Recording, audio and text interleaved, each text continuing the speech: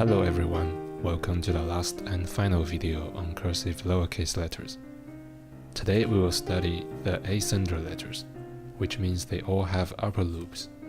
A special case is lowercase f, because it has both ascender and descender, which makes it more difficult. But first, let's examine the structure of ascender. The ascender starts on the baseline and goes all the way to the top. When it goes down, it crosses the entry stroke on the x height. And as always, the heavy pressure is on the downstroke and the lighter pressure is on the upstroke. Pay attention that you need to slow down as you reduce the pressure. Just like driving a car, you need to slow down your speed before making a U-turn. Pay attention to the width of the loop. If the width is too large, your slant is probably too vertical. But if your loop is too narrow, your slant is probably too steep. Also be careful with where the downstroke crosses the entry stroke. If it crosses too early, it results in a narrow loop, but when it crosses too late, it results in a bigger loop. And last but not least, pay attention to the transition. It should be smooth, not sharp. Once you learn the ascender, you just need to add an exit stroke to make lowercase l. Just make sure that the downstroke is aligned with the main slant, while the entry and the exit stroke are approximately parallel. And as always, the downstroke is the heavy stroke, while the upstrokes are the lighter strokes. Just like the transition in the ascender, the transition at the bottom should also be smooth, not sharp. Also pay attention that the downstroke should be a straight line, not a curve. And just to refresh your memory, you should avoid making the loop too big or too small. The crossing should not happen too early or too late, and the top transition should be smooth.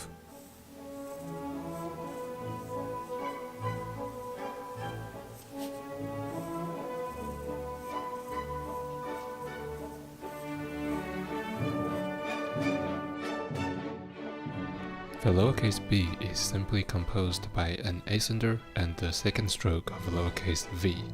Hope you find them look familiar. Make sure that the second stroke is slightly pushed in to make room for the twist. In case you are not convinced that this is true, here you can see how the two letters compare. Just like in lowercase l, the stem of the ascender should be aligned with the main slant. And the stem of ascender also takes heavy pressure. And don't forget that the twist should have slightly heavier pressure to make the letter easy to distinguish. Remember to push the exit stroke slightly towards the stem. If you don't do so, the letter will take too much space. And just like in lowercase l, the stem should be a straight line, not an arc. A less common mistake is to completely close the counter, which makes the letter too narrow and skinny.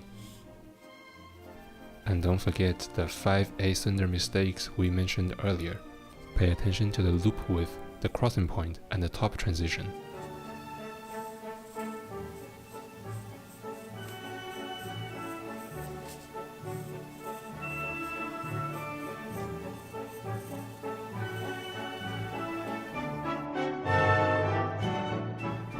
If you've watched my earlier video, hopefully you can recognize that the lowercase h is just an ascender plus the second stroke of lowercase n. There's nothing new here. All the old elements are recycled and reused to make new letters. The ascender stem is on the main slant as before, and so is the shorter stem on the second stroke. The entry and the exit hairlines are approximately parallel. The heavy pressure is on the long stem and the short stem. The lighter pressure is on the entry and the exit stroke. Just like in lowercase n, you should avoid making the open counter too wide, which can cause the letter to take too much space. Another thing to keep in mind is that the second stroke should not depart too early from the stem.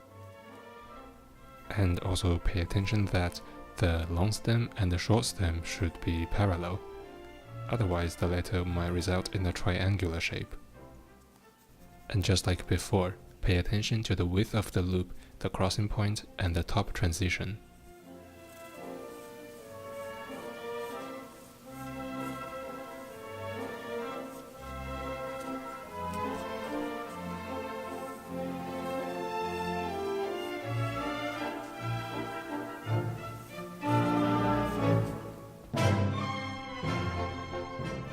The lowercase k is a fun letter.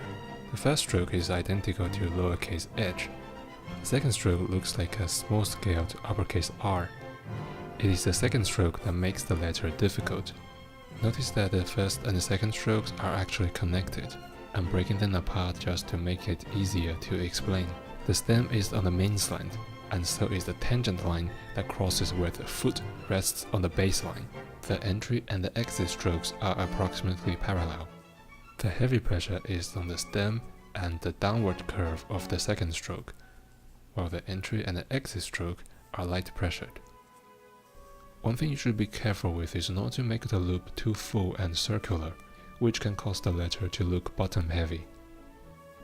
Try to make it tall and slender instead of short and fat. Also, pay attention to where the second stroke meets the baseline.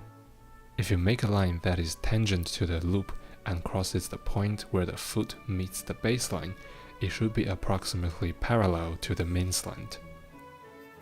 And one more time, let me remind you of the ascender mistakes you should avoid.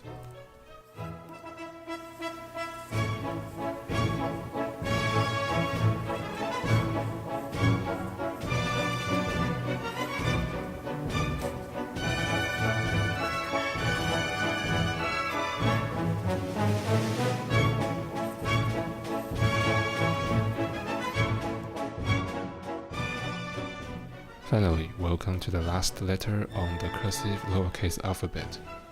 The lowercase f has both an ascender and descender, which makes the letter very difficult to complete in one single stroke at practical speed while maintaining an elegant form.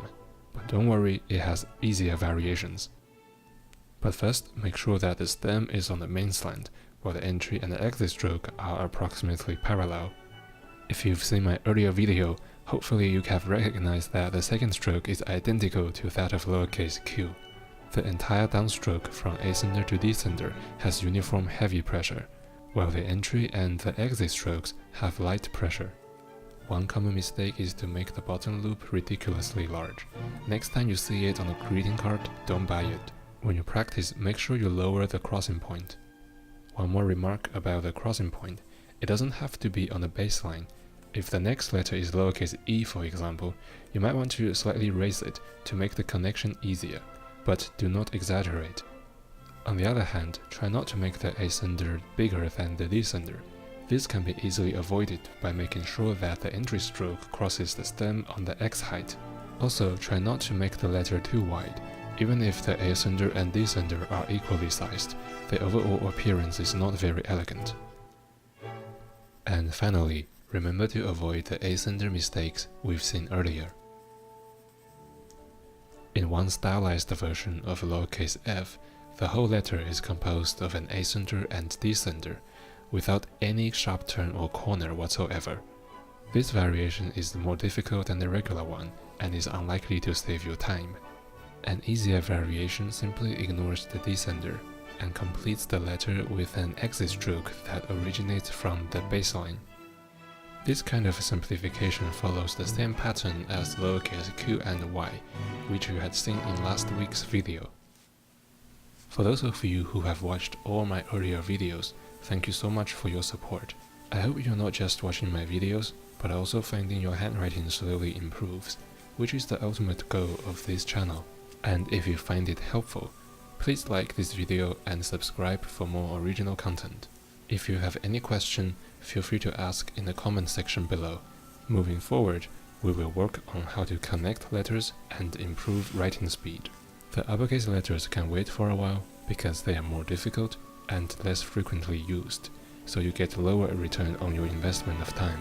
But we will get there eventually. Thank you for watching, and see you next time.